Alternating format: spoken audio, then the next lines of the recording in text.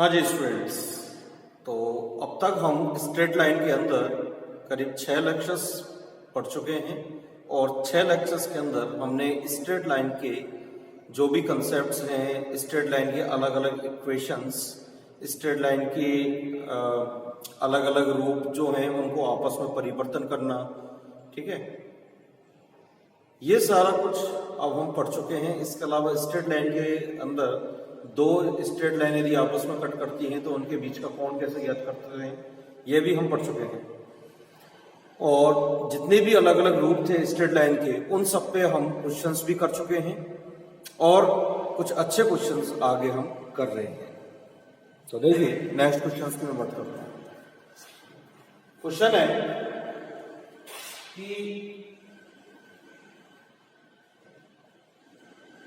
-2,6 और 4,8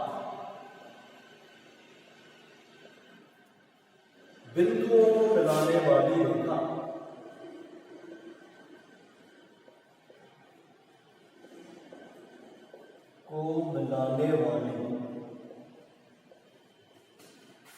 रेखा 8,12 तथा x,24 बिंदुओं को मिलाने वाली रेखा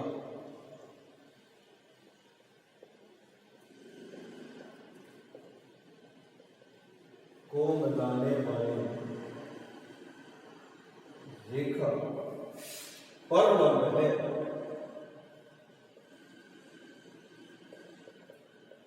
तो x का मान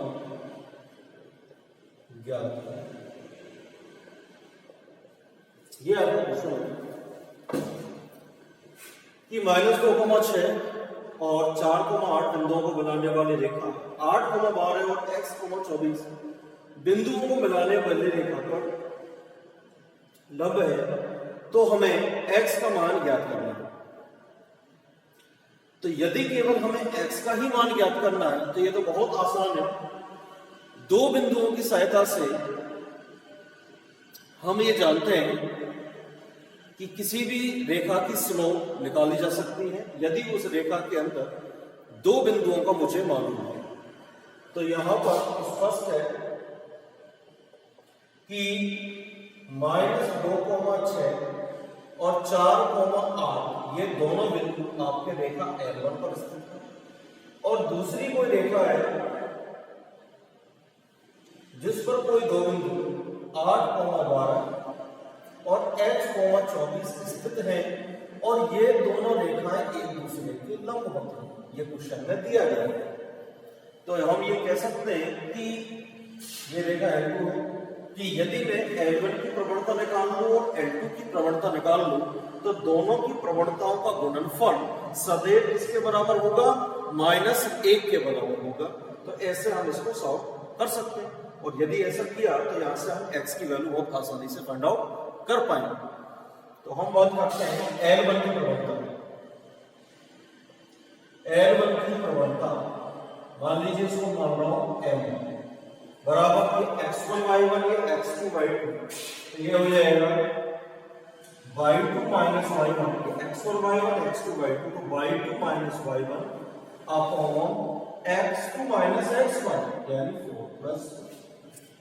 क्लियर है? तो ये आपका हो जाएगा 2/6 यानी कि 1/3। इसी प्रकार मैं बात करता हूं L2 की प्रवणता की। तो L2 की प्रवणता मैं लेके चल रहा हूं M2। ये आपकी x1y1 x2y2 इसी के अकॉर्डिंग। तो मान लीजिए ये x1y1 है, ये x2y2 है, तो y2 - y1 या इसको मान लीजिए x1y1, इसको हम मान लें x1y1 x2y2, किसी को भी मान सकते हैं।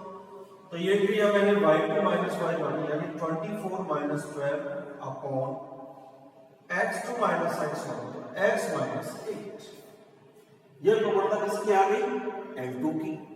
अब हम यहां से कह सकते हैं कि यदि L1 लंबवत है L2 पर, ये L1 रेखा L2 पे लंबवत है या L2 और L1 दोनों एक दूसरे पे लंबवत है, बात एक ही है।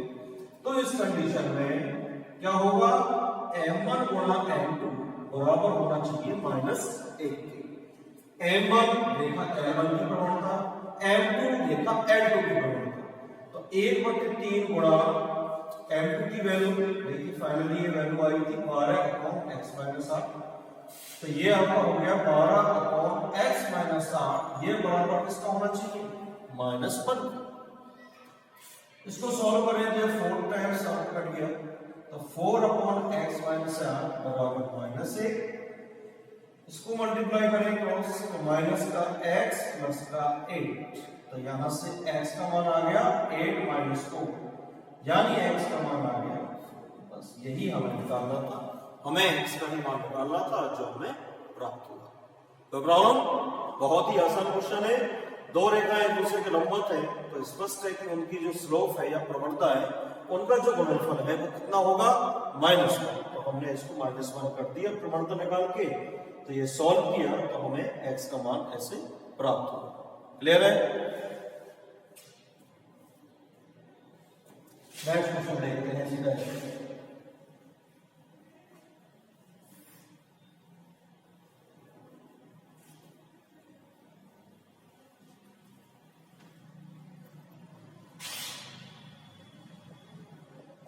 इसी प्रकार नेक्स्ट क्वेश्चन हम करेंगे।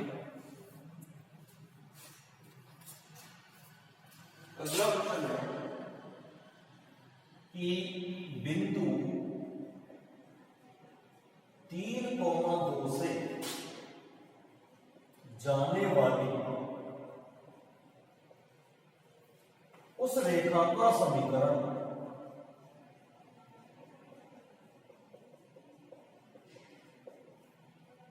ज्ञात करें जो रेखा x-2y = 3 से 45 डिग्री का कोण बनाती है। क्लियर? हमें बिंदु 3,2 से जाने वाली उस रेखा का समीकरण ज्ञात करना है जो रेखा इस रेखा से 45 डिग्री का कोण बनाती है।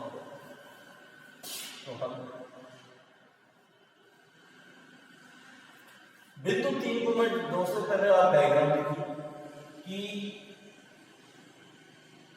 ये कोई रेखा है और ये कोई दूसरी रेखा है। ये रेखा तो आपकी है x-2y = 3, और एक ये रेखा है, ये है आपकी 3,2 से पास होने वाली रेखा, और ये दूसरी रेखा से 45 डिग्री का कोण बनाती है, यानी इनके बीच का कोण 45 डिग्री है।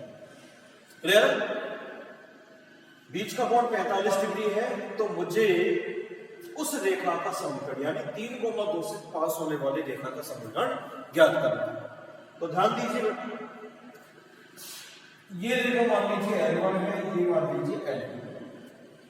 यदि मान लीजिए मुझे L2 रेखा का समीकरण ज्ञात करना है, तो मुझे किसी भी रेखा का समीकरण ज्ञात करने के लिए यदि एक बिंदु मालूम है और उसका स्लोप मालूम है या ढाल मालूम है, तो मैं बहुत ही आसानी से उस रेखा का समीकरण ज्ञात कर सकता हूं। क्लियर? तो देखिए, पहले बात करते हैं रेखा L1। इन दोनों के बीच का कोण दे रखा है, तो पहले इन दोनों की बात करेंगे, ढाल कैसे होगी, क्या होगी, उसके हिसाब से हमें सॉल्व करना है।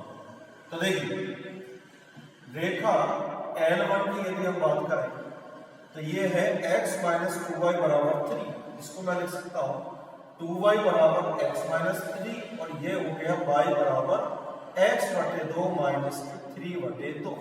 तो ये फॉर्म हो गई y = mx + c, इसमें हो गई y = mx + c वाला n की वैल्यू कितनी आ गई, 1/2। ये n किसका है, रेखा L1 का, इसको मैं बोलता हूं m1 बराबर हो गया 1। कोई प्रॉब्लम इसमें? अब बात करते हैं रेखा L2 की। रेखा L2 का कोई समीकरण मालूम नहीं है, तो इसका स्लोप भी मालूम नहीं है। तो मान लीजिए रेखा L2 का जो स्लोप है वो हम मान लेते हैं। माना रेखा N2 का ढाल N, हम इसको और थोड़ा सा स्पेसिफाई कर दो, N2 बराबर N। क्लियर? एक का स्लोप M1 है, दूसरे का M2 है। M2 को भी मैं थोड़ा सिंपल करके लिख सकता हूं कि मान लीजिए वो N। क्लियर?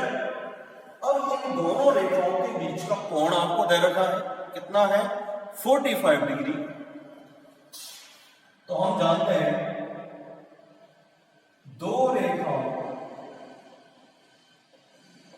L1 तथा L2 के मध्य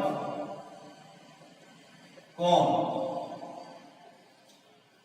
tan थीटा बराबर मॉडुलस के अंदर M1 minus M2 upon 1 plus M1 गुणा M2 ये होता है।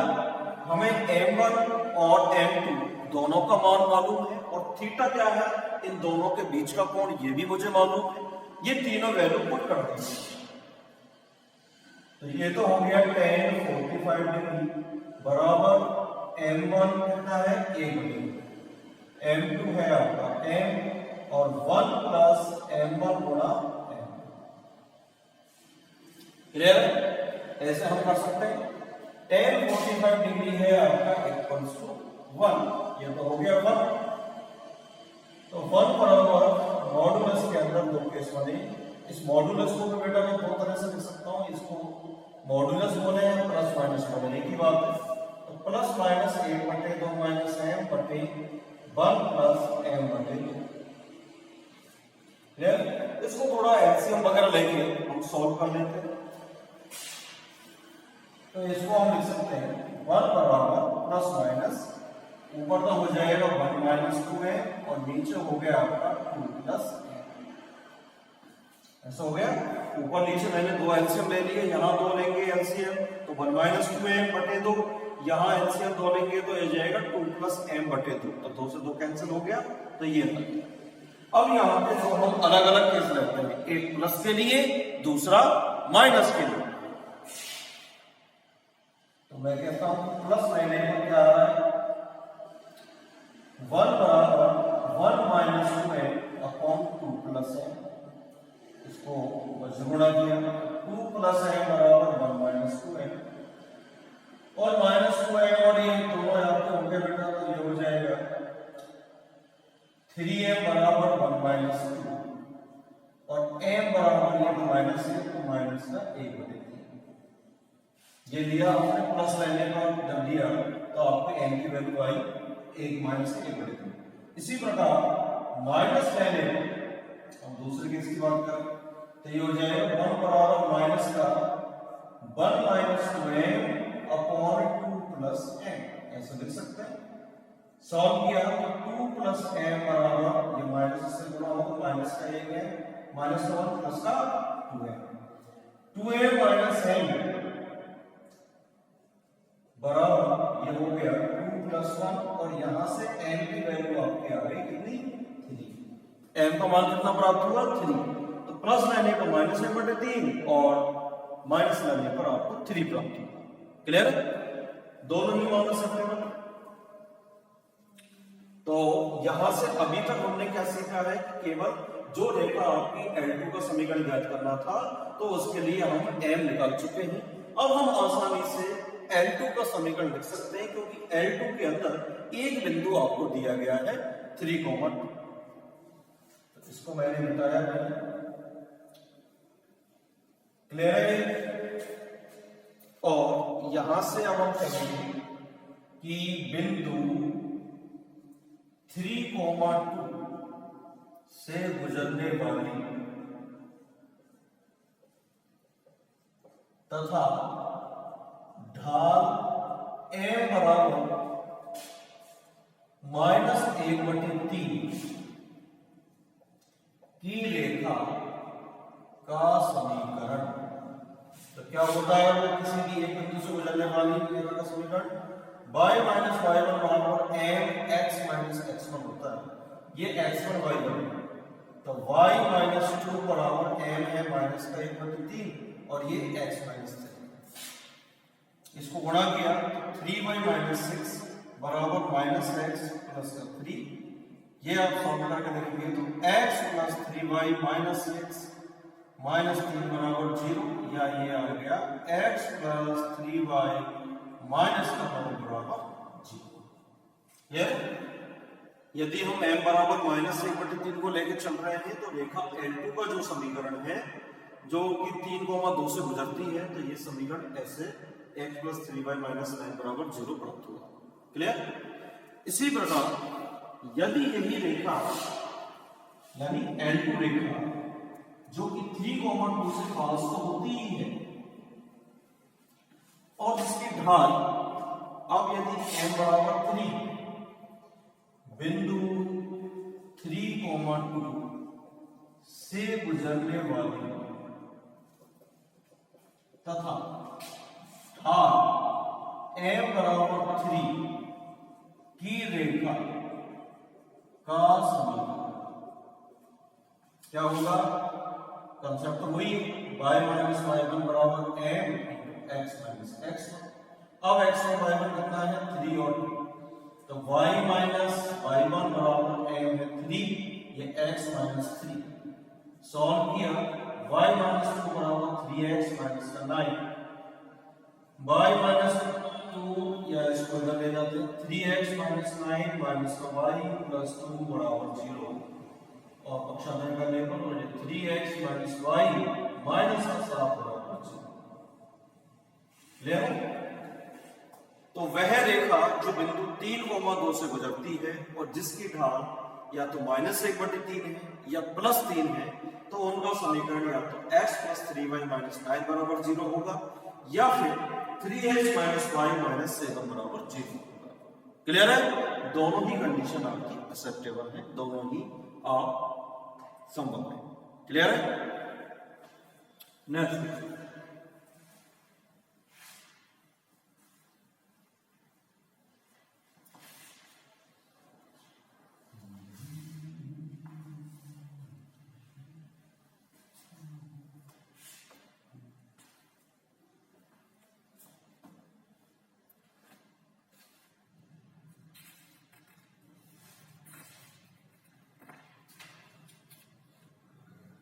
इसी प्रकार और भी हम क्वेश्चंस देख सकते हैं। जो अच्छे क्वेश्चंस हैं उनकी हम बात कर रहे हैं फिलहाल।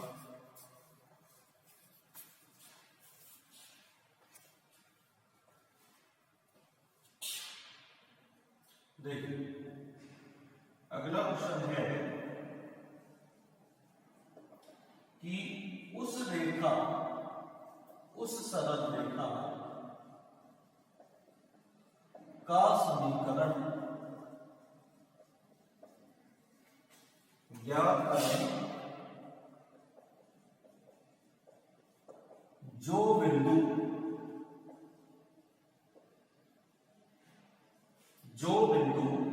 -4,1 से गुजरती है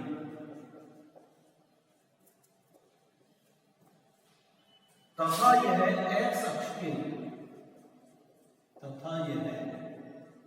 x अक्ष के प्रतिच्छेद बिंदु से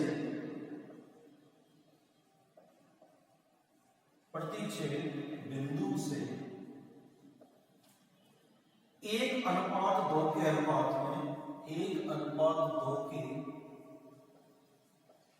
अनुपात में विभाजित करती है।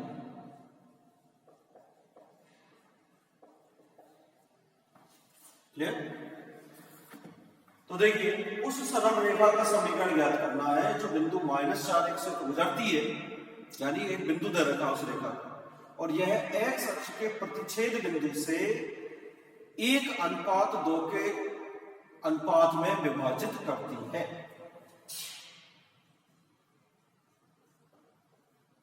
तो पहले थोड़ा डायग्राम से देखते हैं।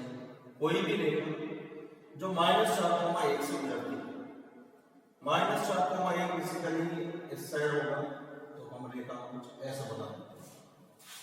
ठीक है, ये आपकी कोई रेखा है जो -4,1 से गुजरती है और x अक्ष के प्रतिच्छेद बिंदु से 1:2 के अनुपात में विभाजित करती है।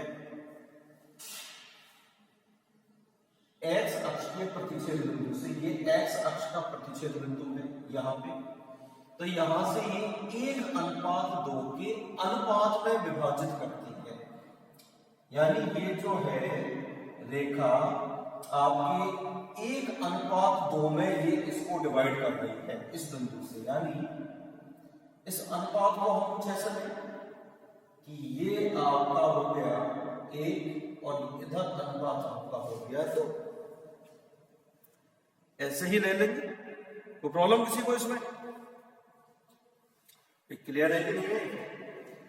यहां पे कोई रेखा है जो -4,1 से गुजर रही है और x अक्ष के प्रतिच्छेद बिंदु से यह 1:2 में विभाजित करती है। तो यानी इस बिंदु से ये 1:2 में विभाजित कर रही है। क्लियर है? ये बिंदु मान लीजिए A, ये वाला बिंदु, और ये अनुपात हो गया आपका 1:2। तो यहां से हम कुछ वैल्यू निकाल सकते हैं। कैसे निकालेंगे? ध्यान दीजिए, ये आपका x अक्ष है। x अक्ष पे स्पष्ट है कि y निर्देशांक 0 होता है, तो ये इस बिंदु के निर्देशांक मान लीजिए b है, ये हो गई x, g। y अक्ष पे आपका x निर्देशांक 0, तो इसके निर्देशांक हो गए 0,1। ऐसा लिख सकते हैं। क्लियर है बात? ऐसा लिखा जा सकता है। तो यहां से अब हम ये कह सकते हैं कि ये अनुपात है 1:2। ये बेसिकली अंतर विभाजन का फॉर्मूला हो गया। कोई रेखा पर कोई बिंदु स्थित है जो उस रेखा को 1:2 में विभाजित कर रहा है, अंतः विभाजित कर रहा है, तो उस बिंदु के निर्देशांक हम ज्ञात कर सकते हैं। यहाँ निर्देशांक ज्ञात किए हुए हैं तो कुछ x और y की वैल्यू ज्ञात कर सकते हैं। देखिए मैं कह सकता हूं अंतः विभाजन से हम जानते हैं कि निर्देशांक क्या होते हैं, m1x2 plus m2x1 upon m1 plus m2 और m1y2 plus m2y1 upon m1 plus m2। ये अंतर विभाजन से होता है। यहां पे अब x1 y1 x2 y2 की वैल्यू चालू होनी चाहिए, तो ले दें। यहां m1 बराबर तो 1 है अनुपात, m2 बराबर 2 है, x1 बराबर x1 y1 या x2 y2, x1 बराबर x